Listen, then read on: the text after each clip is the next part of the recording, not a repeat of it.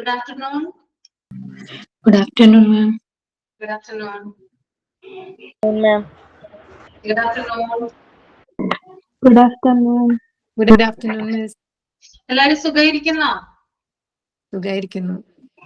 ഞാൻ മാം സുഖായിരിക്കുന്നു വിചാരിക്കണം. ഞാൻ സുഖായിരിക്കുന്നു, കുഴപ്പമൊന്നുമില്ല. Thank you.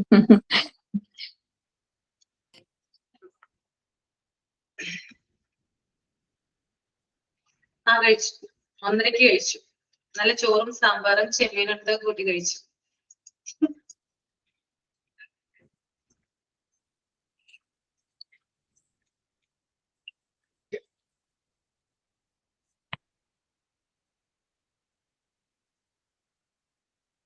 നിങ്ങളെല്ലാരും കഴിച്ചില്ലേ?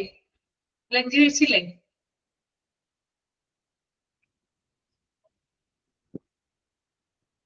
ഈ അബ്ദുൾ സമദിന്റെ പേരെന്താ? അബ്ദുൾ സമദ്.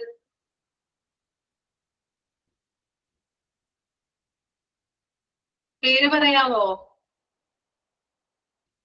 കേൾക്കുന്നില്ലേ പറയുന്നേ?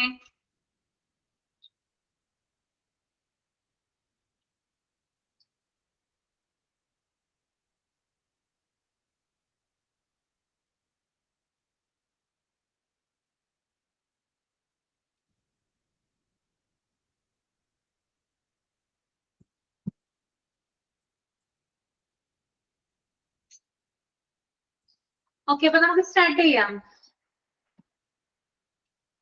തുടങ്ങാം അല്ലേ?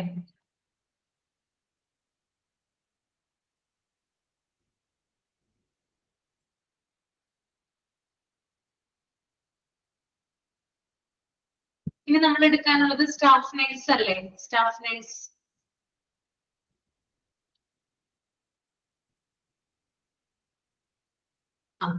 ഓക്കെ,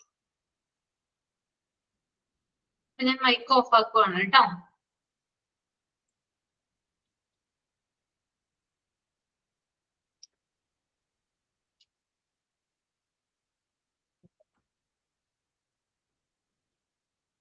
കഴിഞ്ഞ ക്ലാസ്സിലുള്ള കാര്യങ്ങളൊക്കെ വായിച്ചായിരുന്നോ? മോക്ക് ടെസ്റ്റ് ഒക്കെ ചെയ്ത് നോക്കിയോ? ബുധനാഴ്ചത്തെ കിട്ടുന്നുണ്ട്, കുഴപ്പമൊന്നുമില്ലല്ലോ.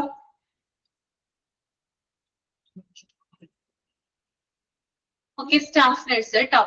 It is the staff nurse who handles the largest segment of healthcare work. Staff nurse must have a bachelor degree or diploma from recognized nursing program. They spend a lot of their time providing direct patient care. Staff nurse continuously observe, monitor, and assess the progress of each patient. If there is a sudden change in any patient condition, nurse takes appropriate actions such as medication or calling the doctor. Staff nurse എന്ന് പറയുന്നത് health care അല്ലെങ്കിൽ ആരോഗ്യ മേഖലയുമായി ബന്ധപ്പെട്ടിട്ട് ഏറ്റവും കൂടുതൽ അല്ലെങ്കിൽ ഏറ്റവും ഇമ്പോർട്ടന്റ് ആയിട്ടുള്ള ഒരു പൊസിഷൻ വഹിക്കുന്ന വ്യക്തിയാണ്. അത്രമേൽ പ്രാധാന്യമുണ്ട് എന്ത് രോഗികൾക്കിടയിൽ സ്റ്റാഫ് നഴ്സിന്. വളരെയധികം ഒരു ലാർജസ്റ്റ് സെഗ്മെന്റ് വഹിക്കുന്ന ഒരു റോളാണ് ആരുടേത്? സ്റ്റാഫ് നഴ്സിന്റേത്. സ്റ്റാഫ് നഴ്സിന്റെ ക്വാളിഫിക്കേഷൻ വരുന്നത് bachelor degree or diploma. Duties ആണ് പറയാനുള്ളത്. സ്റ്റാഫ് നഴ്സ് പറഞ്ഞു കഴിഞ്ഞായിരുന്നോ? പറഞ്ഞു. ഓക്കെ, ഒന്ന് പറയുന്നോട്ടോ എന്നോട്, ഞാൻ ചിലപ്പോ മറന്നു പോകും. ഡ്യൂട്ടീസ് റെസ്പോൺസിബിലിറ്റീസ് ആണ് അല്ലെ? ഓക്കെ, ഫസ്റ്റ് പോയിന്റ് എന്ന് പറയുന്നത് establish personal relation with patient.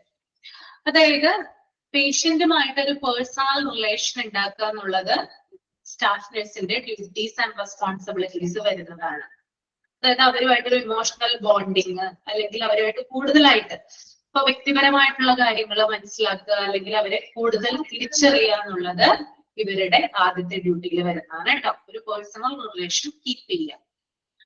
രണ്ടാമത്തെ point establish a sympathetic environment by providing emotional, psychological, spiritual support to patients, friends, families. അതുപോലെ തന്നെ പേഷ്യന്റിനായാലും പേഷ്യന്റിന്റെ ഫാമിലീസ് ആൻഡ് ഫ്രണ്ട്സിനായാലും ഒരു ഇമോഷണൽ സപ്പോർട്ട് കൊടുക്കുക. അതായത് മാനസികമായിട്ടുള്ള ഒരു സപ്പോർട്ട് കൊടുക്കുക, അതായത് ഫിസിക്കലായിട്ടും മെന്റലായിട്ടുള്ള സപ്പോർട്ട് കൊടുക്കുക, അതുപോലെ സ്പിരിച്വൽ സപ്പോർട്ട് കൊടുക്കുക. ഇതൊക്കെ ആരുടെ ഡ്യൂട്ടിയാ? സ്റ്റാഫ് നഴ്സിന്റെ ഡ്യൂട്ടിയിൽ വരുന്നതാണ്. ഞാൻ നേരത്തെ മുൻപത്തെ ക്ലാസ്സുകളിലൊക്കെ പറഞ്ഞിട്ടുണ്ടായിരുന്നു, ഒരു രോഗി വീക്ക് ആവുന്ന സമയത്ത് അല്ലെങ്കിൽ ഒരു രോഗിക്ക് രോഗം വരുന്ന സമയത്ത് അദ്ദേഹത്തിന് ഫിസിക്കൽ ആയിട്ടുള്ള വീക്ക്നെസ് മാത്രമല്ല ഉണ്ടാവുന്നത്, അതായത് മെന്റലി ആള് ഡൗൺ ആയി പോകും അല്ലെ, കുറേയധികം മാനസികമായിട്ടുള്ള പ്രശ്നങ്ങൾ പേഷ്യന്റ് ഉണ്ടാക്കും. അപ്പൊ ആ സമയത്ത് രോഗിക്ക് കൈത്താങ്ങ് കൊടുക്കുന്നത് ആരാണ്? സ്റ്റാഫ് നേഴ്സ് ആണ്. അതുകൊണ്ട് തന്നെയാണ് ഭൂമിയിലെ മാലാഖമാരെന്ന് നഴ്സുമാരെ വിളിക്കുന്നത് കേട്ടോ. അത്രയധികം ഇമ്പോർട്ടന്റ് ആണ് പേഷ്യന്റും അതുപോലെ തന്നെ നഴ്സും തമ്മിലുള്ള ഒരു റിലേഷൻ എന്ന് പറയുന്നത്. മൂന്നാമത്തെ point, solve patient problems, maintain safe and clean working environment. ഇത് ഞാൻ പറഞ്ഞപ്പോഴാണ് ഒരു കാര്യം ഓർത്തത്. ചില നഴ്സുമാരൊക്കെ വരുന്ന സമയത്ത് നമുക്ക് ഒരു പ്രത്യേക ഫീല് വരും. ചിലപ്പോ അവര് വരുന്ന സമയത്തൊക്കെ നമുക്കൊരു പ്രത്യേക സ്മെല്ലൊക്കെ ഫീൽ ചെയ്യും. അങ്ങനെ ഉണ്ടായിട്ടുണ്ടോ ആർക്കെങ്കിലും? ചിലപ്പോ അവർക്ക് സ്മെല്ലൊന്നും ഉണ്ടാവില്ല, നമ്മൾക്ക് കൂടുതൽ ഇഷ്ടമുള്ളത് കൊണ്ടായിരിക്കും അങ്ങനെ ഉണ്ടാകുന്നത്, നമുക്ക് തോന്നിപ്പിക്കുന്നത്. പിന്നെ അവരുടെ സംസാരം, അവരുടെ ചിരി, അതൊക്കെ ഭയങ്കരമായിട്ട് നമ്മളിലോട്ട് എന്താണ് അലിഞ്ഞു ചേരുന്ന പറയുന്നത്. ഒരു കൂട്ടം നഴ്സുമാരുണ്ട് നല്ല നല്ല എന്താ പറയാ നല്ല രീതിയിൽ ബിഹേവ് ചെയ്യുന്ന, നമ്മളെ സാന്ത്വനിപ്പിക്കുന്ന തരത്തിൽ നമ്മൾക്ക് കെയർ തരുന്ന നഴ്സുമാരുണ്ട്. അതുപോലെ തന്നെ അത്രയധികം ഇല്ലാത്ത നഴ്സുമാരുണ്ട്. ചില നഴ്സുമാരൊക്കെ എന്ന് പറഞ്ഞാല് നമ്മൾ അതായത് ഭയങ്കരമായിട്ട് ഷൗട്ട് ചെയ്യുന്ന ആളുകളൊക്കെ ഉണ്ട്. അപ്പൊ രണ്ട് രീതിയിൽ എന്ത് ചെയ്യാം, നഴ്സുമാരെ നമുക്ക് ക്ലാസിഫൈ ചെയ്യാം.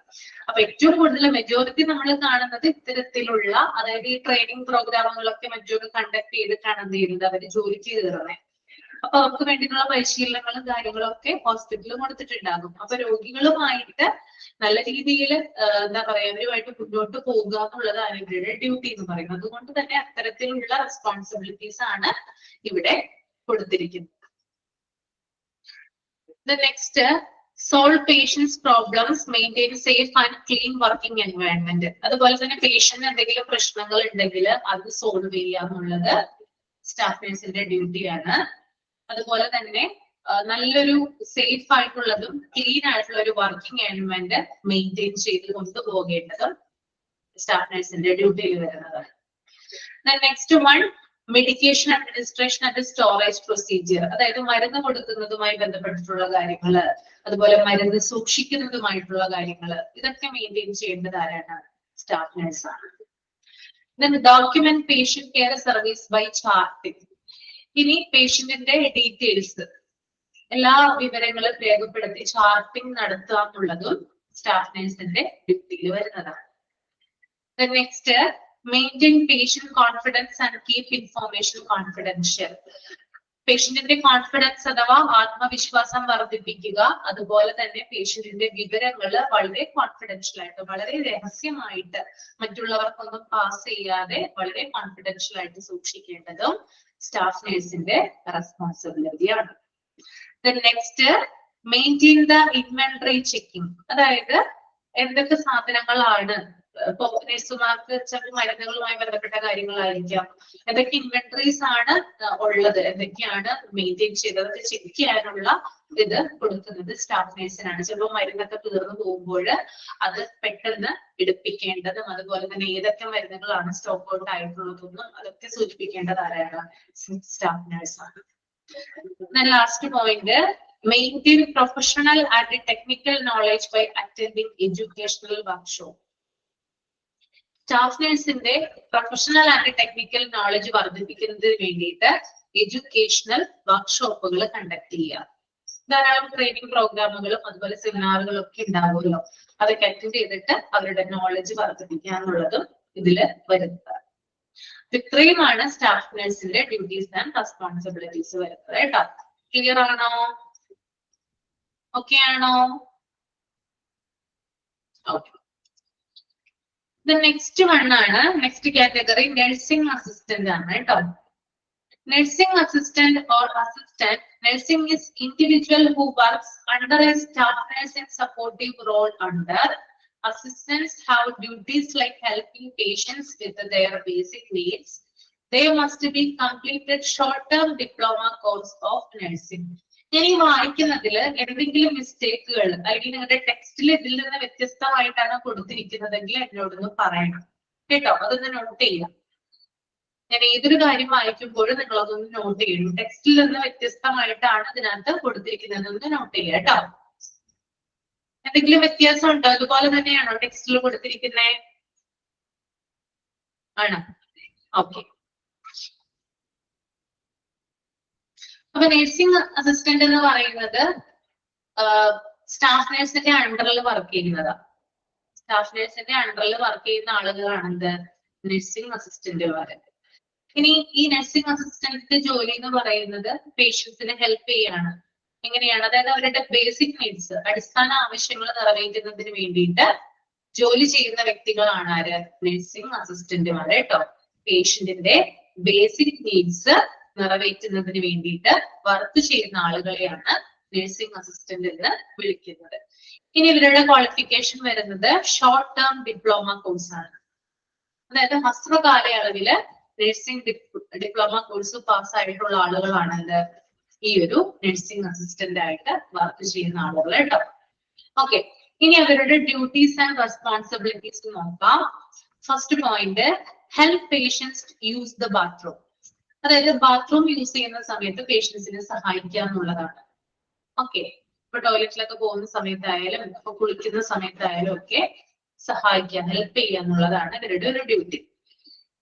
ക്ലീൻ ആൻഡ് ബാത്ത് പേഷ്യൻസ്, അതായത് പേഷ്യന്റിനെ എന്താ പറയാ, വയ്യാത്ത പേഷ്യൻസ് ഒക്കെ ആണെങ്കിൽ അവരെ കുളിപ്പിക്കുന്നതിന് വേണ്ടിയിട്ട് സഹായിക്കുക. ഓക്കെ, ബാത്ത് ചെയ്യാനായിട്ട് സഹായിക്കുക. ദെൻ മൂന്നാമത്തെ point, maintain patients hygiene and change bedding. അതായത് പേഷ്യന്റിന്റെ ഹൈജീൻ, അതായത് ശുചിത്വം, നല്ല വൃത്തിയോടുകൂടി പേഷ്യന്റിനെ കംഫർട്ടബിൾ ആക്കി ഇരുത്തുക, അതൊരു ഡ്യൂട്ടിയാണ്. പിന്നെ ബെഡൊക്കെ മാറ്റുക, ബെഡ് കവർ, പില്ലോ കവർ അതൊക്കെ മാറ്റാനായിട്ട് സഹായിക്കുക. Then third, reposition and move patients between wheelchairs, seats and beds, serve meals and help patients take their food. രണ്ടും ഞാൻ ഒരുമിച്ചാണ് പറഞ്ഞത്. ആദ്യത്തെ പോയിന്റ് എന്ന് പറയുന്നത് turn reposition and move patients between wheelchairs, seats and beds. ഇപ്പൊ ബെഡിൽ കിടക്കുന്ന പേഷ്യൻസ് ഉണ്ടാകും, അപ്പൊ അവരെ ആ ബെഡിൽ നിന്ന് മൂവ് ചെയ്യാനായിട്ട് സഹായിക്കുക. ബെഡിൽ നിന്ന് വീൽ ചെയറിലോട്ടും അതുപോലെ തന്നെ സീറ്റിലോട്ടും അല്ലെങ്കിൽ ബെഡിൽ എണീപ്പിച്ചു നിർത്താനൊക്കെ പേഷ്യന്റിനെ സഹായിക്കുക എന്നുള്ളത് ഈ നഴ്സിംഗ് അസിസ്റ്റന്റിന്റെ ഡ്യൂട്ടി ആയിട്ടാണ് വരുന്നത്. ഓക്കെ, ഇപ്പൊ ദീർഘകാലമായിട്ട്, അതായത് കുറെ നാളുകളായിട്ട് കിടപ്പിലായിട്ടുള്ള പേഷ്യന്റ്, അപ്പൊ ഈ പേഷ്യൻസിന് ബെഡ് സോർ വരാനുള്ള സാധ്യത കൂടുതലാണ്. അപ്പൊ എന്ത് ചെയ്യണം? അവരെ ഇടയ്ക്ക്, അതായത് ചരിഞ്ഞും അതുപോലെ തന്നെ എന്താ പറയാ രണ്ട് സൈഡിലൊക്കെ മൂവ്മെന്റ് കൊടുത്തിട്ട് അവരെ കംഫർട്ടബിൾ ആയിട്ട് കിടത്തണം അല്ലെ. അപ്പൊ അതിനു വേണ്ടി സഹായിക്കുന്നത് നഴ്സിംഗ് അസിസ്റ്റന്റ് ആണ്. Then serve meals and help patients take their food. അതായത് ഭക്ഷണം കഴിക്കുന്ന സമയത്ത് ആ ഭക്ഷണം കൊടുക്കുന്നതിന് വേണ്ടിയിട്ട്, അല്ലെങ്കിൽ ഭക്ഷണം കഴിക്കുന്നതിന് വേണ്ടിയിട്ട് പേഷ്യന്റിനെ സഹായിക്കുക എന്നുള്ളത്. ഫുഡൊക്കെ എടുത്തു കൊടുക്കാനും, ചിലപ്പോ വയ്യാത്ത പേഷ്യൻസ് ഒക്കെ ആണെങ്കിൽ ചിലപ്പോ കൈയോ കാലോ ഒക്കെ അനങ്ങാത്ത പേഷ്യന്റ് ആണെങ്കിൽ ചിലപ്പോ വാരി കൊടുക്കേണ്ടതായിട്ടൊക്കെ വരും അല്ലെ. അപ്പൊ ആ രീതിയിൽ സഹായിക്കുന്നതിന് വേണ്ടിയിട്ട് നഴ്സിംഗ് അസിസ്റ്റന്റ് ആണ് ജോലി ചെയ്യുന്നത്. Next, measures vital signs such as blood pressure, temperature and report to RN. ഇനി വൈറ്റൽസ് ചെക്ക് ചെയ്യുക, പേഷ്യന്റ് വൈറ്റൽസ്, അതായത് ബ്ലഡ് പ്രഷർ ചെക്ക് ചെയ്യുക, ടെമ്പറേച്ചർ നോക്കുക, എന്നിട്ട് അത് രജിസ്ട്രേർഡ് നഴ്സ് എന്ന് പറഞ്ഞാൽ RN കേട്ടോ, അതായത് സ്റ്റാഫ് നഴ്സ്, അവർക്ക് റിപ്പോർട്ട് ചെയ്യുക. കാരണം അവരുടെ അണ്ടറിലാണ് നഴ്സിംഗ് സ്റ്റാഫ് പ്രവർത്തിക്കുന്നത്. അപ്പൊ പേഷ്യന്റിന് എന്തൊരു കാര്യം ഉണ്ടെങ്കിലും, അതായത് പേഷ്യന്റിനെ നോക്കാനാണ് അല്ലെങ്കിൽ ഡയറക്റ്റ് ആയിട്ട് അവർക്ക് ഹെൽപ്പ് ചെയ്യാനായിട്ടാണ് നഴ്സിംഗ് അസിസ്റ്റന്റ് നിൽക്കുന്നത്. ആരുടെ അണ്ടറിലാണ്? സ്റ്റാഫ് നഴ്സിന്റെ അണ്ടറിലാണ്. അവര് പറയുന്ന കാര്യങ്ങളാണ് നഴ്സിംഗ് അസിസ്റ്റന്റ് അനുസരിക്കുന്നത്. അപ്പോ ടെമ്പറേച്ചറിലോ ബ്ലഡ് പ്രഷറിലോ എന്തെങ്കിലും വ്യത്യാസങ്ങളൊക്കെ ഉണ്ടെങ്കിൽ ഉടനെ തന്നെ എന്ത് ചെയ്യണം? അത് രജിസ്ട്രേർഡ് നഴ്സിനെ അറിയിക്കണം, അല്ലെങ്കിൽ സ്റ്റാഫ് നഴ്സിനെ അറിയിക്കേണ്ടതാണ്. ക്ലിയർ ആണോ?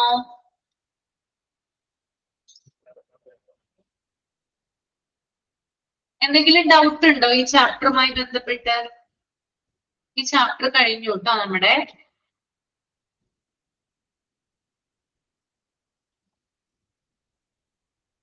എന്തെങ്കിലും ഡൗട്ട് ഉണ്ടെങ്കിൽ ചോദിക്കാം.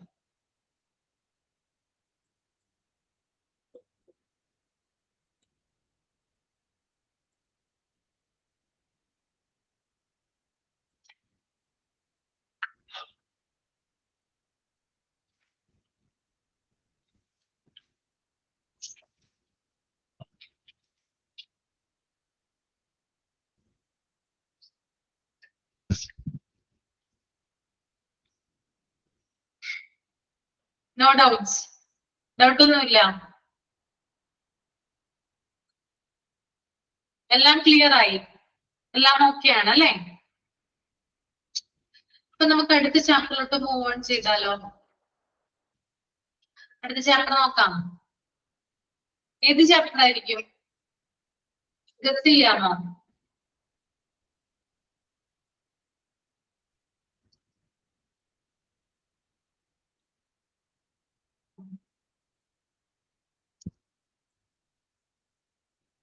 ചാപ്റ്റർ 3 ആണ് കേട്ടോ. Laboratory service. ലബോറട്ടറി സർവീസ് എല്ലാരും കണ്ടോ? നഴ്സിംഗ് അഡ്മിനിസ്ട്രേഷന്റെ തൊട്ടടുത്ത ചാപ്റ്റർ. അപ്പൊ ലബോറട്ടറി സർവീസ് എന്ന് പറയുമ്പോൾ എന്തുമായി ബന്ധപ്പെട്ട കാര്യങ്ങളാണ് നമ്മൾ ഈ ചാപ്റ്ററിൽ പഠിക്കുന്നത്? എന്തുമായിട്ട് റിലേറ്റഡ് ആ? ലാബാണ് അല്ലെ?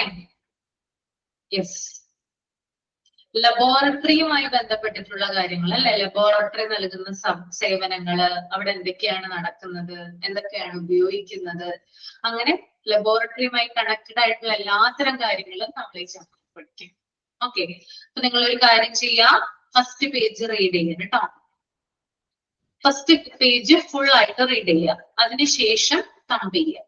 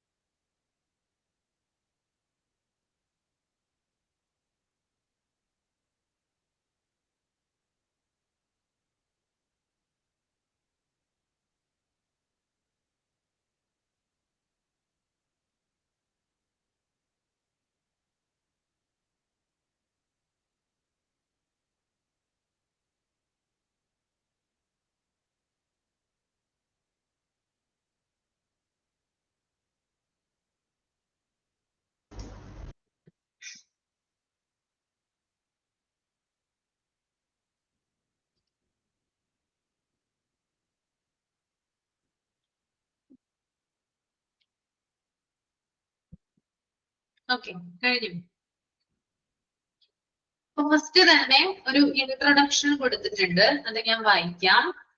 A medical laboratory or clinical laboratory is a place where tests are done on clinical specimens to get information about the health of a patient, to help in diagnosis, treatment, and prevention of disease. Medical laboratories differ in size and complexity, and so provide different types of testing services. Medical laboratory is a part of the laboratory that is equipped with the various biomechanical instruments, equipments, materials, and reagents for carrying out different laboratory investigative activities by using biological specimens. Whole blood, serum, plasma, urine, stool, etc. Okay. ഇപ്പൊ ഇവിടെ ഒരു കാര്യം പറഞ്ഞിട്ടുണ്ട്. A medical laboratory or clinical laboratory. Medical laboratory നമുക്ക് clinical laboratory എന്നും വിളിക്കാം. Is a place where tests are done on clinical specimen to get information about the health of a patient, to help in diagnosis, treatment, and prevention of diseases. അതായത് രോഗനിർണയ ചികിത്സ, രോഗം തടയൽ എന്നിവയിൽ സഹായിക്കുന്നതിന് രോഗിയുടെ ആരോഗ്യത്തെ കുറിച്ചുള്ള വിവരങ്ങൾ ലഭിക്കേണ്ടതുണ്ട്. ഓക്കെ, അതായത് രോഗം കണ്ടെത്തുന്നതിന് വേണ്ടിയിട്ട്, രോഗനിർണയം എന്ന് പറഞ്ഞാൽ എന്താണ്? ഡയഗ്നോസിസ്, രോഗം കണ്ടെത്തുക. പിന്നെ അതുപോലെ തന്നെ പ്രിവെൻഷൻ ഓഫ് ഡിസീസ്, രോഗം തടയുക, അല്ലെ? അപ്പൊ ഇത്തരത്തില് രോഗം കണ്ടെത്താനും രോഗം തടയുന്നതിനും വേണ്ടിയിട്ട് ഒരു പേഷ്യന്റിന്റെ ആരോഗ്യത്തെ കുറിച്ചിട്ടുള്ള പൂർണ്ണമായിട്ടുള്ള വിവരങ്ങൾ ലഭിക്കണം. അപ്പൊ ഇത്തരത്തിൽ വിവരങ്ങൾ ലഭിക്കുന്നതിന് വേണ്ടിയിട്ട് പരിശോധന നടത്തുന്ന സ്ഥലത്തെയാണ് ലബോറട്ടറി എന്ന് പറയുന്നത്. മനസ്സിലായോ? ഞാൻ ഒന്നും കൂടി പറഞ്ഞുതരാം. രോഗനിർണയം നടത്തുന്നതിനും, ഡയഗ്നോസിസ്, അതുപോലെ തന്നെ രോഗം തടയുന്നതിനും, പ്രിവെൻഷൻ ഓഫ് ഡിസീസ്, ഇതിന് രണ്ടിനും വേണ്ടിയിട്ട് രോഗിയുടെ ആരോഗ്യത്തെ കുറിച്ചുള്ള ഡീറ്റെയിൽ ആയിട്ടുള്ളൊരു ഹിസ്റ്ററി ആവശ്യമാണ്.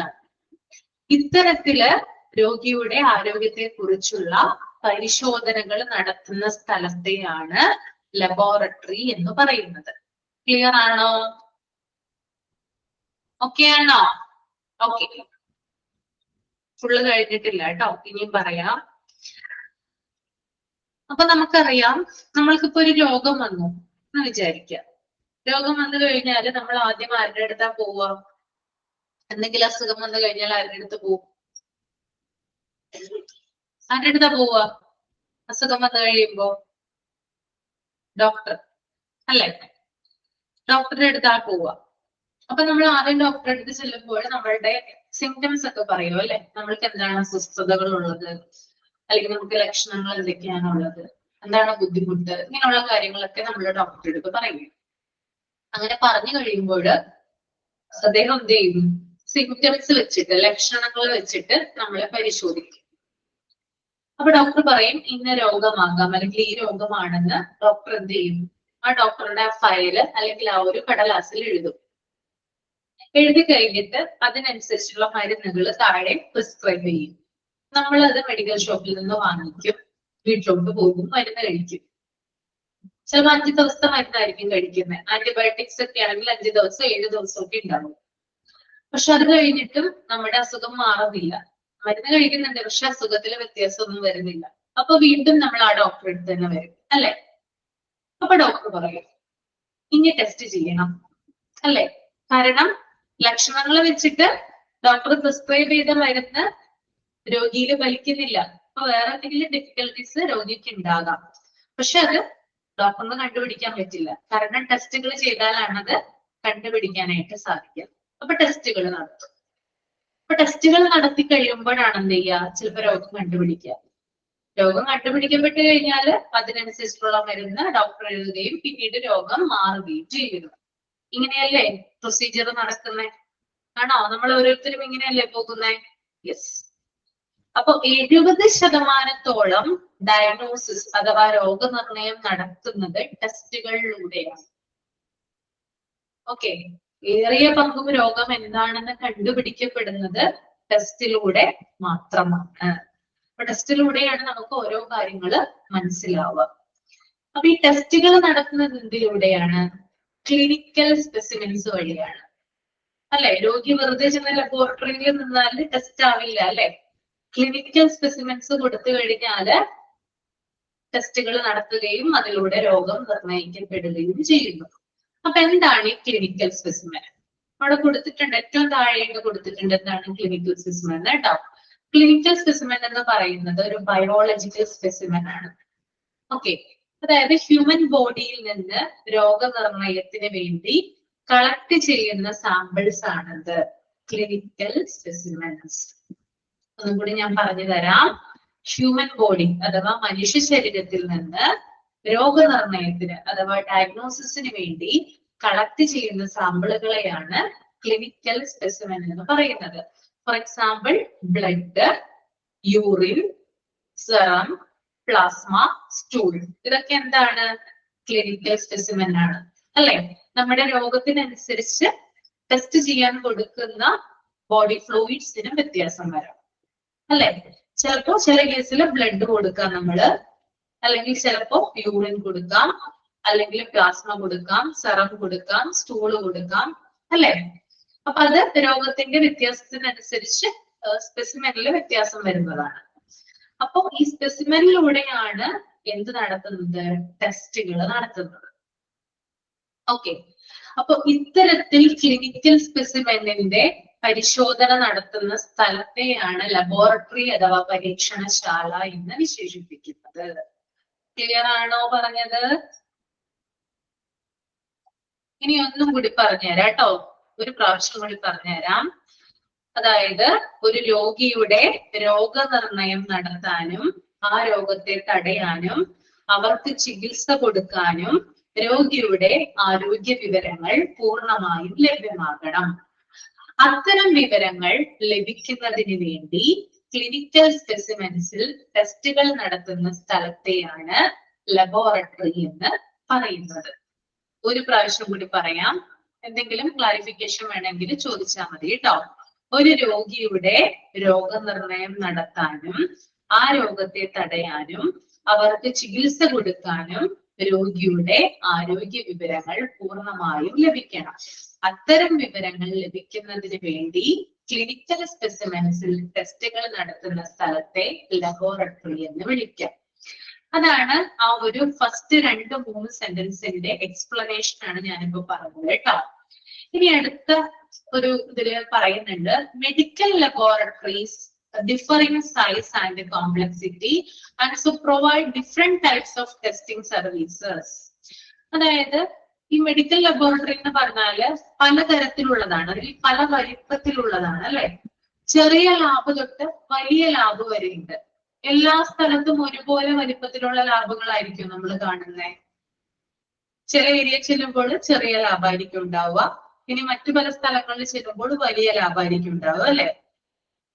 അതിനനുസരിച്ച് എക്യുപ്മെന്റുകൾ ഉണ്ടാവും. ഇപ്പൊ ഒരു ചെറിയ ലാബാണെങ്കിൽ ആ ചെറിയ ലാബിൽ ഒതുങ്ങുന്ന എക്യുപ്മെന്റുകൾ മാത്രമേ അവിടെ വെക്കൂ. പക്ഷെ വലിയ ലാബാണെങ്കിൽ ആ ലാബിന്റെ വലിപ്പത്തിനനുസരിച്ച് എന്ത് വെക്കാം? അവിടെ എക്യുപ്മെന്റുകൾ വെക്കാം. ഓക്കെ, അപ്പൊ ലാബിന്റെ വലിപ്പത്തിനനുസരിച്ചിട്ടായിരിക്കും അവർ കൊടുക്കുന്ന സേവനങ്ങളും അവിടെയുള്ള എക്യുപ്മെന്റുകളും. ഒരു ചെറിയ ലാബിൽ ഒരിക്കലും വലിയ വലിയ സേവനങ്ങൾ നൽകില്ല. അതിന് നമ്മൾ വലിയ ലാബിൽ തന്നെ പോകണം, അല്ലെ? ഓക്കെ, അപ്പൊ അത് മനസ്സിലായെന്ന് വിചാരിക്കുന്നു കേട്ടോ. ഓക്കെ, അപ്പൊ ചെറിയ ലാബ് തൊട്ട് വലിയ ലാബ് വരെയാണ് ഉള്ളത്. പിന്നെ അതുപോലെ തന്നെ അവിടെ ധാരാളം എക്യുപ്മെന്റുകൾ ഉണ്ട്. ലാബിന്റെ വലിപ്പത്തിനനുസരിച്ച് അവര് കൊടുക്കുന്ന സർവീസിൽ മാറ്റം വരും. പലതരം സർവീസുകളും അവൈലബിൾ ആണ്. വലിയ ലാബുകളിലൊക്കെ ചെന്ന് കഴിഞ്ഞാൽ എല്ലാത്തരം സർവീസസും നമുക്ക് കിട്ടും, അല്ലെ? ഇപ്പൊ നമുക്ക് എന്തെങ്കിലും ഒരു ബ്ലഡ് നമ്മൾ ടെസ്റ്റ് ചെയ്യാനായിട്ട് കൊടുത്തു എന്ന് വിചാരിക്കുക. ബ്ലഡ് ടെസ്റ്റ് ചെയ്യാനായിട്ട് കൊടുത്തപ്പോൾ നമ്മുടെ തൊട്ടടുത്തുള്ള ലാബിലാണ് നമ്മൾ പോയത്. അപ്പൊ അവര് പറയുവാണ് ഈ ടെസ്റ്റിന്റെ റിസൾട്ട് വരാനായിട്ട് 2 ദിവസം വൈകും എന്ന് പറയുകയാണ്. എന്തുകൊണ്ടായിരിക്കും 2 ദിവസം വൈകും എന്ന് പറയുന്നത്? എന്തായിരിക്കും കാരണം? 2 ദിവസം ലേറ്റ് ആവുന്നതിന്റെ കാരണം എന്തായിരിക്കും? ഗസ് ചെയ്യാമോ? കമന്റ് ചെയ്യാമോ?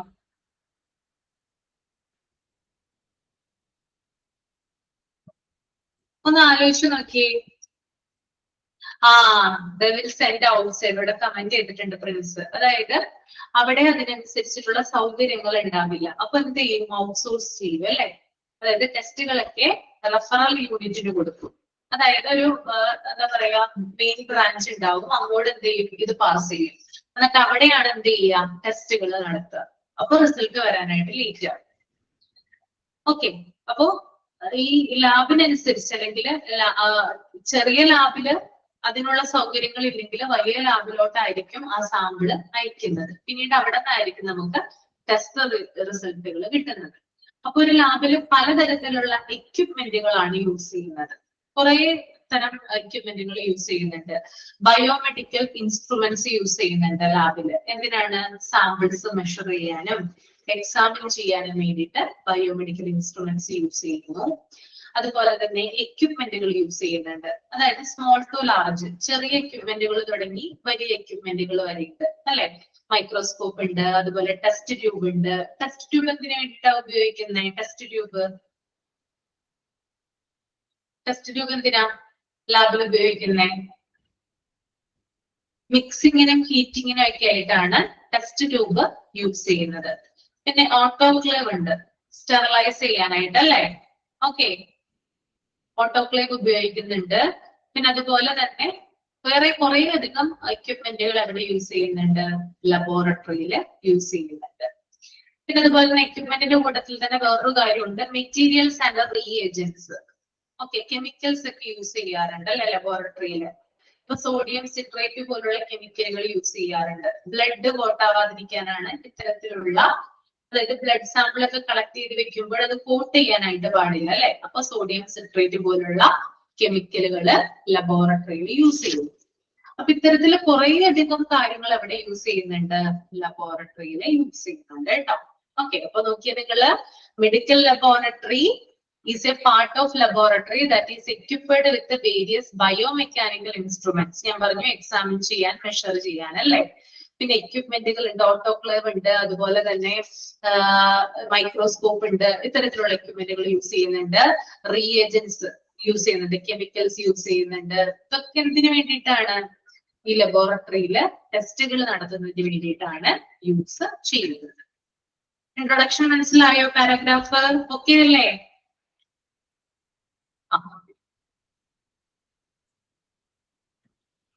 ഇനി നമുക്ക് ലബോറട്ടറിയുടെ ഒബ്ജക്റ്റീവ് എന്താണെന്ന് നോക്കാം. The objectives of a medical laboratory are providing its customers, physicians and patients exact result which share clinical treatment. അതായത് മെഡിക്കൽ ലബോറട്ടറിയുടെ ഒബ്ജക്റ്റീവ് എന്ന് പറയുന്നത്, അല്ലെങ്കിൽ പ്രധാനപ്പെട്ട ലക്ഷ്യം എന്ന് പറയുന്നത് കസ്റ്റമേഴ്സിന് എക്സാക്ട് റിസൾട്ട് കൊടുക്കുക എന്നുള്ളതാണ്. ഓക്കെ, കസ്റ്റമേഴ്സിന് എക്സാക്ട് ആയിട്ടുള്ള, അതായത് ആക്യുറേറ്റ് ആയിട്ടുള്ള, കറക്റ്റ് ആയിട്ടുള്ള റിസൾട്ട് കൊടുക്കുക. തെറ്റൊന്നും വരുത്താതെ, മിസ്റ്റേക്ക് ഒന്നും വരുത്താതെ ശരിയായിട്ടുള്ളത് എന്താണോ കണ്ടുപിടിച്ചിട്ടുള്ളത് ആ ഒരു റിസൾട്ട് കൊടുക്കുക എന്നുള്ളതാണ്. അത് ഈ കസ്റ്റമേഴ്സ് എന്ന് പറയുന്നത് ആരാ?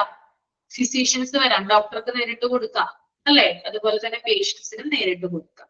അപ്പോ കസ്റ്റമേഴ്സിന് എക്സാക്ട് റിസൾട്ട് കൊടുക്കുക എന്നുള്ളതാണ് ഇവരുടെ ലക്ഷ്യം എന്ന് പറയുന്നത്.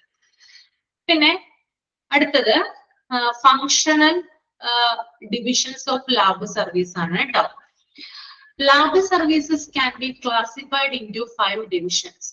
അതായത് ലാബ് നമുക്ക് തരുന്ന സേവനങ്ങൾക്കനുസരിച്ച് ലാബിനെ 5 ഡിവിഷൻ ആയിട്ട് ഡിവൈഡ് ചെയ്യാം. അതിലൊന്നാണ് ക്ലിനിക്കൽ പാത്തോളജി, രണ്ടാമത്തത് ക്ലിനിക്കൽ മൈക്രോബയോളജി, മൂന്നാമത്തത് ക്ലിനിക്കൽ ബയോ കെമിസ്ട്രി, നാലാമത്തത് urinalysis, fifth one blood bank. Okay, അപ്പൊ ലാബ് നമ്മൾക്ക് തരുന്ന സേവനങ്ങൾക്കനുസരിച്ചിട്ടാണ് എന്ത് ചെയ്യുന്നത്? ലാബിനെ 5 ആയിട്ട് തിരിച്ചിരിക്കുന്നത്. അപ്പൊ എന്താണ് ക്ലിനിക്കൽ പാത്തോളജി എന്ന് നമുക്ക് നോക്കാം. ഓക്കെ, എന്താണ് ക്ലിനിക്കൽ പാത്തോളജി? കേട്ടിട്ടുണ്ടോ ക്ലിനിക്കൽ പാത്തോളജി? ഒന്ന് കമന്റ് ചെയ്യാമോ അറിയാമെങ്കിൽ? ക്ലിനിക്കൽ പാത്തോളജി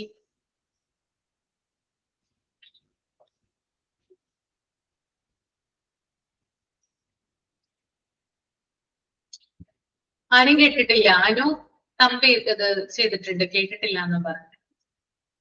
ബ്ലഡ് റിലേറ്റഡ് ആണോ? എന്താ ക്ലിനിക്കൽ പാത്തോളജി? അതായത് രോഗനിർണയം, അതുപോലെ തന്നെ അതിന്റെ കാരണങ്ങള്, ചികിത്സ.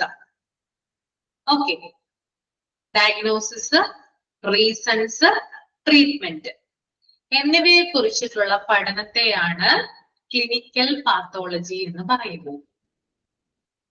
ഓക്കെ, അപ്പൊ രോഗനിർണയം നടത്തുക, അതുപോലെ കാരണങ്ങൾ കണ്ടെത്തുക, അതുമായി ബന്ധപ്പെട്ട ചികിത്സകൾ നൽകുക, ഇതിനെ എന്ത് പറയുന്നു? ക്ലിനിക്കൽ പാത്തോളജി എന്ന് പറയുന്നു. അപ്പൊ ഈ ക്ലിനിക്കൽ പാത്തോളജി നടക്കണമെങ്കിൽ എന്ത് വേണം? എന്തുണ്ടെങ്കിൽ മാത്രമാണ് ക്ലിനിക്കൽ പാത്തോളജിയിൽ പഠനം നടക്കുള്ളൂ? എന്ത് കൊടുക്കണം നമ്മള്? എന്താ കൊടുക്കേണ്ടത്? വെറുതെ ക്ലിനിക്കൽ പാത്തോളജിയിൽ പഠനം നടത്താൻ പറ്റുമോ? എങ്ങനെയാണ് പഠിക്കുന്നേ? ഒന്ന് ആലോചിച്ച് നോക്കിയേ, ഒന്ന് ആക്റ്റീവായേ, സംസാരിച്ച് നിങ്ങള് കമന്റ് ചെയ്തേ. ക്ലിനിക്കൽ പാത്തോളജിയിൽ എങ്ങനെയാ പഠനം നടത്തുന്നേ? ടെസ്റ്റുകൾ നടത്തിയിട്ടാണ് അല്ലെ, പലതരത്തിലുള്ള ടെസ്റ്റുകൾ നടത്തിയിട്ടാണ് നമ്മൾ സ്റ്റഡി ചെയ്യുക അല്ലെ. അത് ബ്ലഡ് എടുക്കാം, അതുപോലെ ബോഡി ഫ്ലൂയിഡ്സ് എന്നിവ പരിശോധന വിധേയമാക്കിയാണ് ഇത് നടത്തുന്നത്, ഈ ഒരു പഠനം നടത്തുന്നത്. സെക്കൻഡ്.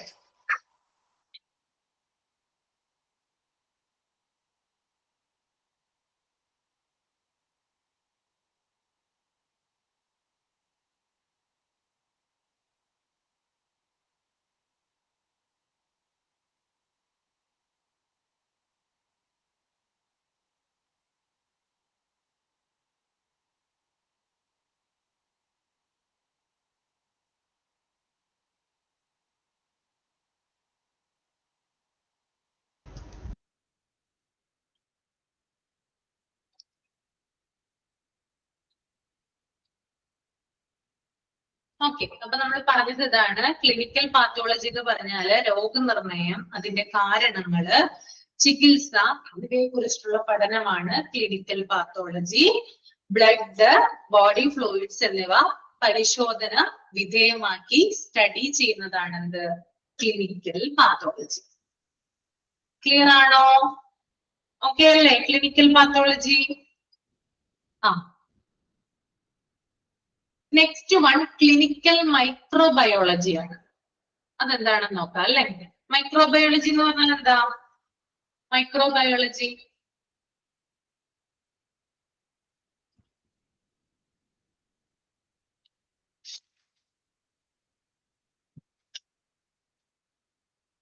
ഡിറ്റക്ട് ഓർഗാനിസത്തിനെ കണ്ടെത്തുന്നതിന് വേണ്ടിയിട്ടാണ് അല്ലെ. അതായത് മൈക്രോ ഓർഗാനിസത്തെ കുറിച്ചിട്ടുള്ള ഒരു പഠനമാണ്. Especially bacteria, virus, fungi, parasites. അതായത് നമുക്ക് നഗ്ന നേത്രങ്ങൾ കൊണ്ട് കാണാൻ സാധിക്കാത്ത അതായത് ഒരുപാട് മൈക്രോ ഓർഗാനിസംസ് ഉണ്ട് അല്ലെ. ബാക്ടീരിയ ഉണ്ട്, വൈറസ് ഉണ്ട്, ഫംഗി ഉണ്ട്. അപ്പൊ ഇത്തരത്തിലുള്ള അതായത് ഈ മൈക്രോ ഓർഗാനിസംസ് നമ്മുടെ ശരീരത്തിൽ ഒരുപാട് അസുഖങ്ങൾ വരുത്തുന്നു. അപ്പൊ മൈക്രോ ഓർഗാനിസത്തെ കണ്ടെത്തി അതിന്റെ കാരണങ്ങൾ അറിയുന്നതിനെയാണ് ക്ലിനിക്കൽ മൈക്രോബയോളജി എന്ന് പറയുന്നത് കേട്ടോ. ഓക്കെ, മൈക്രോ ഓർഗാനിസംസ് ആയിട്ടുള്ള ബാക്ടീരിയ, ഫംഗി, വൈറസ്, പാരസൈറ്റ്സ് എന്നിവയെ കണ്ടെത്തി അതിന്റെ രോഗകാരണങ്ങൾ അറിയുന്നതും അതുമായി ബന്ധപ്പെട്ട പഠനവുമാണ് എന്ത്, ക്ലിനിക്കൽ മൈക്രോബയോളജി എന്ന് പറയുന്നത്. ഓക്കെ ആണോ? നോട്ട് ചെയ്തോ? ഓക്കെ, മൂന്നാമത്തേലോട്ട് നമ്മൾക്ക് പോവാം. Clinical biochemistry. അതെന്താ ക്ലിനിക്കൽ ബയോകെമിസ്ട്രി?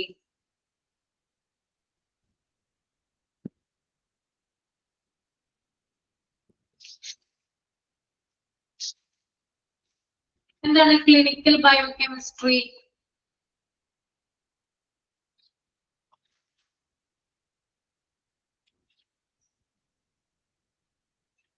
കമന്റ് ചെയ്തേ, ക്ലിനിക്കൽ ബയോകെമിസ്ട്രി എന്താ?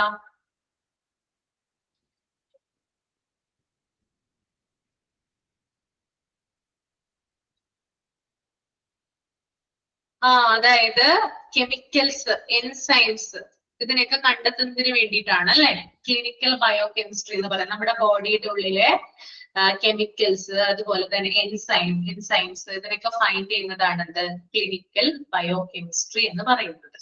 ഓക്കെ, നെക്സ്റ്റ് വൺ യൂറിനാലിസിസ് ആണ്. അതെല്ലാവർക്കും അറിയാൻ പറ്റും.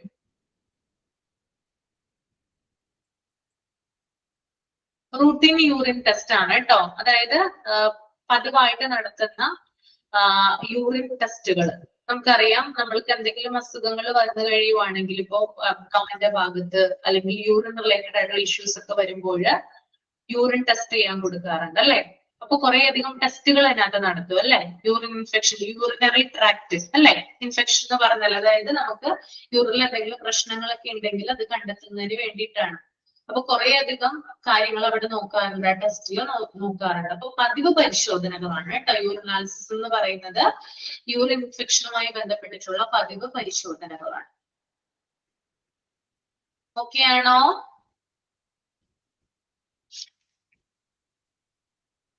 ഓക്കെ,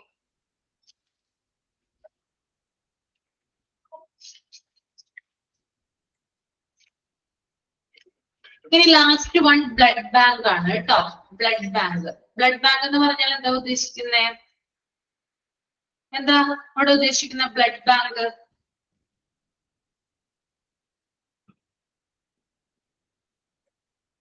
അതായത് ബ്ലഡിന്റെ സ്റ്റോറേജും കാര്യങ്ങളൊക്കെയാണ് വരുന്നത് കേട്ടോ. സ്റ്റോറേജ് കാര്യങ്ങൾ, അതുപോലെ തന്നെ ഗ്രൂപ്പുകൾ ഏതൊക്കെയാണ്, ബ്ലഡ് ഗ്രൂപ്പുകൾ ഫൈൻഡ് ചെയ്യുക, അങ്ങനെയുള്ള കാര്യങ്ങളൊക്കെയാണ് ബ്ലഡ് ബാങ്കിൽ വരുന്നത് കേട്ടോ. ബ്ലഡ് ഗ്രൂപ്പ് ഫൈൻഡ് ചെയ്യുക, ബ്ലഡ് സ്റ്റോറേജ് ആൻഡ് ഡിസ്ട്രിബ്യൂഷൻ വരും. ഓക്കെ, ഇതൊക്കെയാണ് ബ്ലഡ് ബാങ്കിൽ വരുന്നത്. അപ്പോ ഇത്തരത്തിലുള്ള സർവീസുകളാണ് ലാബ് നൽകുന്നത് കേട്ടോ. 5 ഡിവിഷൻ ഞാൻ പറഞ്ഞു കഴിഞ്ഞു. ക്ലിനിക്കൽ പാത്തോളജി പറഞ്ഞു, ക്ലിനിക്കൽ മൈക്രോബയോളജി പറഞ്ഞു, clinical biochemistry, urinalysis, blood bank. Okay അല്ലേ? അടുത്തത് പറഞ്ഞോട്ടെ.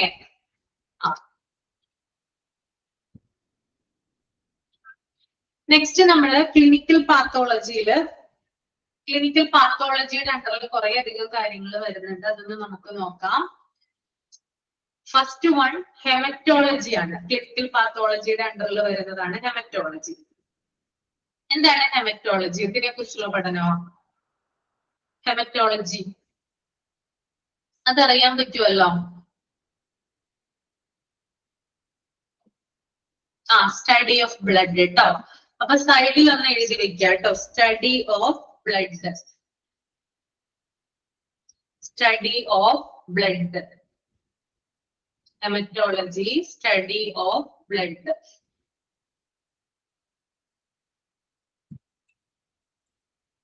ഒന്ന് നോട്ട് ചെയ്ത് വെക്കണം കേട്ടോ. അത് എക്സാമിന് ചോദിക്കുന്നതാണ് എപ്പോഴും. Study of blood. ഞാൻ പറയുന്ന കാര്യങ്ങൾ എല്ലാവരും നോട്ട് ചെയ്ത് വെക്കുക.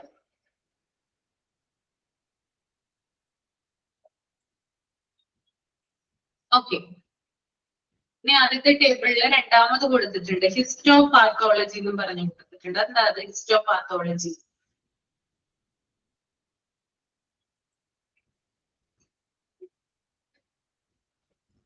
എന്തിനെ കുറിച്ചുള്ള പഠനമാ histopathology? Study of tissue, study of tissue.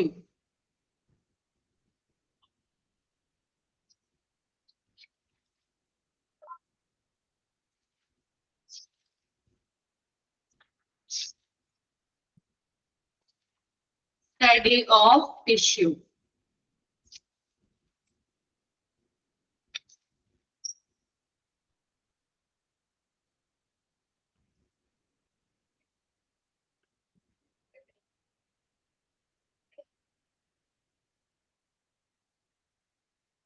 Haematology എഴുതി, ഹിസ്റ്റോപാത്തോളജി എഴുതിയോ?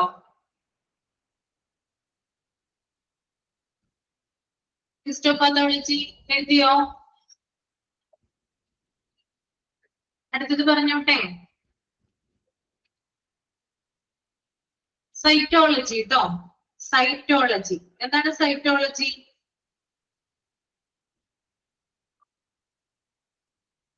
സ്റ്റഡി ഓഫ് സെൽസ്, കോശങ്ങളെ കുറിച്ചുള്ള പഠനമാണ് അല്ലെ. Study of cells.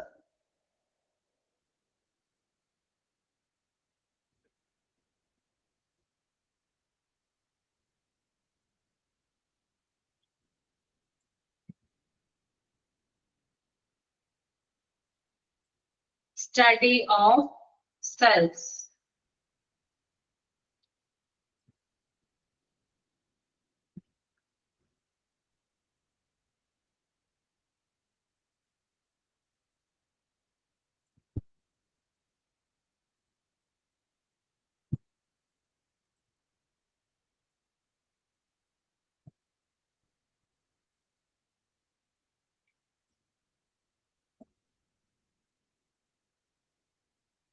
ഇനി അടുത്തത് റുട്ടീൻ പാത്തോളജിയാണ്. റുട്ടീൻ പാത്തോളജി എന്താ ഉദ്ദേശിക്കുന്നത്? റുട്ടീൻ പാത്തോളജി ഒന്ന് എഴുതി വെച്ചോളൂ സൈഡില്. Basic lab test, basic lab test done regularly, done regularly to check health, to check health,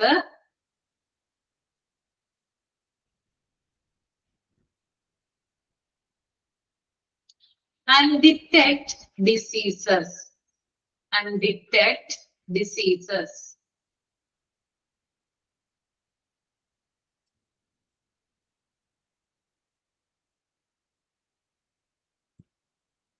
Okay. അതായത് പതിവായിട്ട് നടത്തുന്ന ടെസ്റ്റുകളാണ് കേട്ടോ. ഇത് രോഗത്തെ കണ്ടെത്താനും ആരോഗ്യത്തെ കുറിച്ച് അറിയാനും കൂടുതലായിട്ട് ഇതിനുകൊണ്ട് സാധിക്കുന്നു. Routine pathology.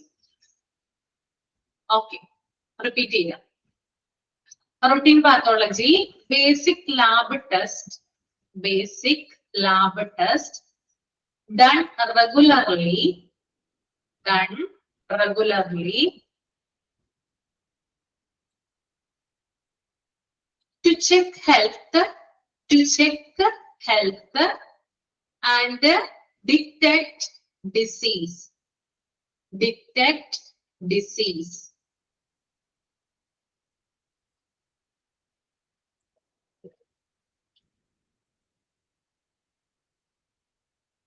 Okay. അപ്പോ റൂട്ടീൻ പാത്തോളജിക്ക് എക്സാമ്പിൾ ആയിട്ട് വരുന്നത് HB ടെസ്റ്റ് ചെയ്യാറുണ്ട്, CBC ചെക്ക് ചെയ്യാറുണ്ട് അല്ലെ? HB ടെസ്റ്റ് ചെയ്യാറില്ല, ഹീമോഗ്ലോബിൻ ടെസ്റ്റ് ചെയ്യാറുണ്ടോ? അത് റൂട്ടീൻ പാത്തോളജിയുടെ അണ്ടറിൽ വരുന്നതാണ് കേട്ടോ. CBC complete blood check test ചെയ്യാറുണ്ടോ? CBT കേട്ടോ, CBC അല്ല CBT, കംപ്ലീറ്റ് ബ്ലഡ് ടെസ്റ്റ് ചെയ്യാറുണ്ടോ? ഇല്ല, ആരും ചെയ്യാറില്ല.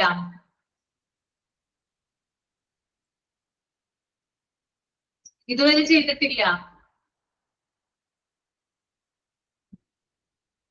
യൂറിൻ എക്സാമിനേഷൻ ചെയ്തിട്ടുണ്ടോ? യൂറിൻ എക്സാമിനേഷൻ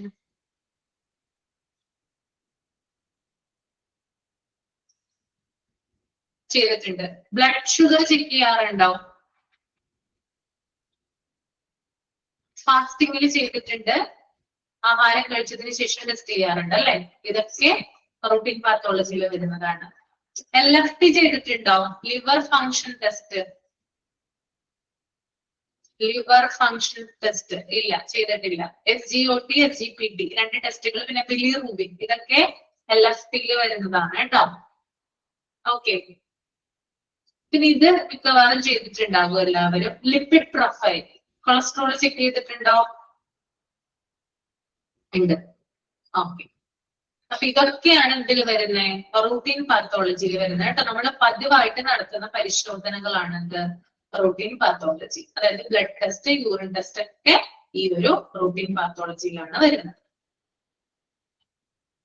ഓക്കെ, ഇനി നമുക്ക് അടുത്തത് നോക്കാം, ക്ലിനിക്കൽ മൈക്രോബയോളജി. അപ്പോ ആ ഒരു കോളം കംപ്ലീറ്റ് അല്ലേ? ഓക്കെ അല്ലേ? ഡൗട്ട് ഒന്നുമില്ലല്ലോ? ക്ലിനിക്കൽ പാത്തോളജിയില് ഹെമറ്റോളജി മനസ്സിലായി, ഹിസ്റ്റോപാത്തോളജി എന്താണെന്ന് മനസ്സിലായി, സൈറ്റോളജി ഞാൻ പറഞ്ഞു, റൂട്ടീൻ പാത്തോളജി പറഞ്ഞു. ഇനി അടുത്തത് ക്ലിനിക്കൽ മൈക്രോബയോളജിയാണ്. മൈക്രോബയോളജിയിൽ ആദ്യം വരുന്നത് ബാക്ടീരിയോളജിയാണ്. ബാക്ടീരിയോളജി എന്തിനെ കുറിച്ചിട്ടുള്ള പഠനമാണ്? ബാക്ടീരിയോളജി സ്റ്റഡി ഓഫ് ബാക്ടീരിയ കേട്ടോ.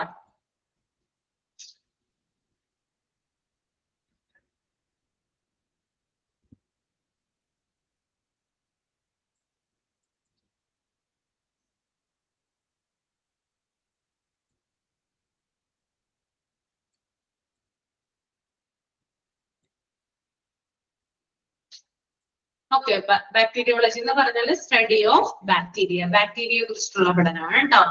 ഇനി മൈക്കോ ബാക്ടീരിയോളജി എന്താണ്? മൈക്കോ ബാക്ടീരിയോളജി എന്താ ഉദ്ദേശിക്കുന്നത്?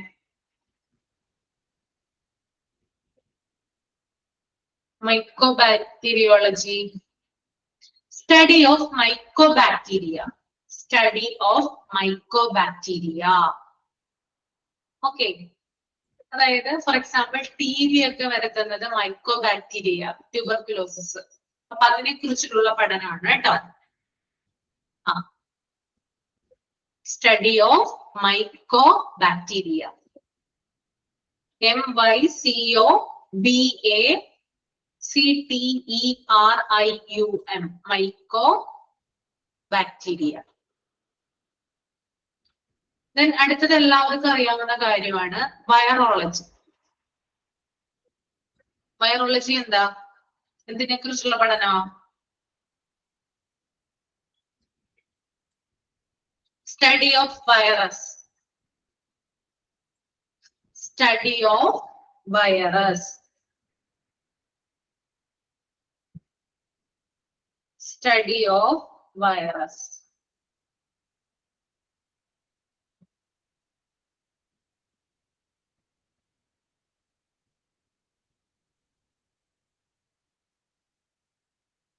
Study of virus.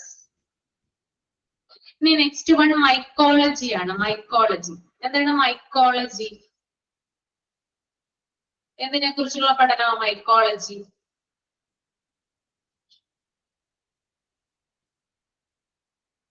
Anyone comment please?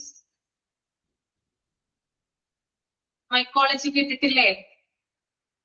Study of fungi. Fungi കേട്ടോ, ഫംഗസുകളെ കുറിച്ചുള്ള പഠനമാണ് എന്ത്? മൈക്കോളജി എന്ന് പറയുന്നത് കേട്ടോ. Study of fungi. ഓക്കെ, അപ്പൊ ഞാൻ മൈക്ക് ഓൺ ചെയ്യാം. എന്തെങ്കിലും ഡൗട്ട് ഉണ്ടെങ്കിൽ ചോദിച്ചോളൂ കേട്ടോ.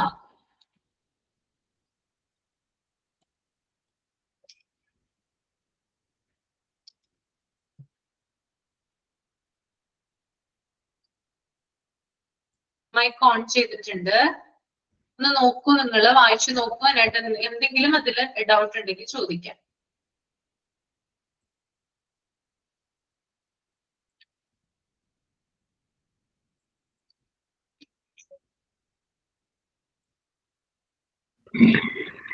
മാം, ഡിഫറെന്റ് ലബോറട്ടറി ഇൻവെസ്റ്റിഗേറ്റീവ് ആക്ടിവിറ്റീസ് എന്ന് പറയുന്നത് ഇൻവെസ്റ്റിഗേറ്റീവ് ആക്ടിവിറ്റീസോ? ഫസ്റ്റിലെ ഇൻട്രൊഡക്ഷനില് ലാസ്റ്റിലില്ലേ? എവിടെയാണ്? ഇൻട്രൊഡക്ഷനിലാണോ? ആ, ലാസ്റ്റിലില്ലേ? Last sentence. For carrying out different laboratory investigative activities. അതായത് പരിശോധനകൾ നടത്തുന്നു. ക്ലിനിക്കൽ സ്പെസിമെൻ അല്ലെങ്കിൽ ബയോളജിക്കൽ സ്പെസിമെൻ ഉപയോഗിച്ച് പരിശോധനകൾ നടത്തുമെന്നാണ് പറയുന്നത് കേട്ടോ. അതിനെയാണ് ഇൻവെസ്റ്റിഗേറ്റീവ് ആക്ടിവിറ്റീസ് എന്ന് പറയുന്നത്, പരിശോധനകൾ. ഓക്കെ,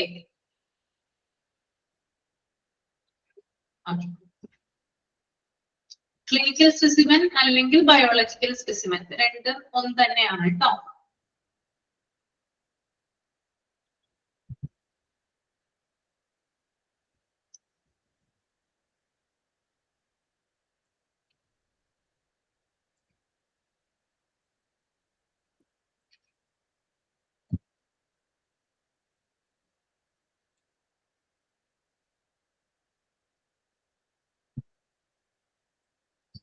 ഓക്കെ, അപ്പൊ ഡൗട്ട് ഒന്നും ഇല്ലെന്ന് വിചാരിക്കുന്നു.